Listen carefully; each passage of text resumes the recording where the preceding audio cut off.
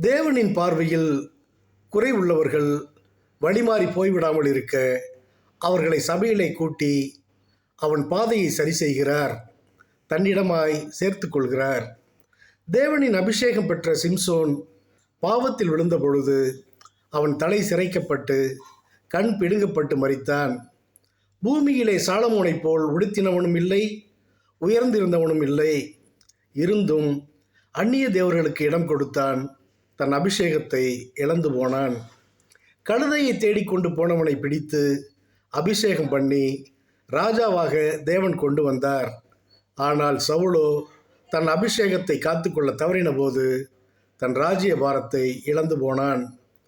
இயேசுவானவர் சீடர்களோடு பந்தியிருந்த வேளை என்னை ஒருவன் காட்டிக் கொடுப்பான் என்றபோது தன் மனதை மாற்றிக்கொள்ளாத யூதாஸ் தனக்கான அப்போஸ்தலர் அபிஷேகத்தை இழந்தான், மடிந்தான். ஆனால் தேவன் நாத்தானை கொண்டு தாவீது செய்த பாவத்தை உணர்த்தின பொழுது தாவீது தான் செய்த பாவத்தை உணர்ந்து மண்டியிட்டான்.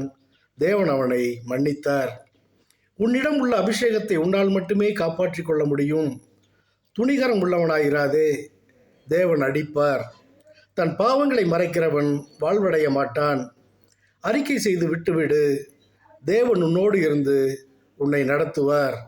ஆமேன், ஆமேன், ஆமேன்.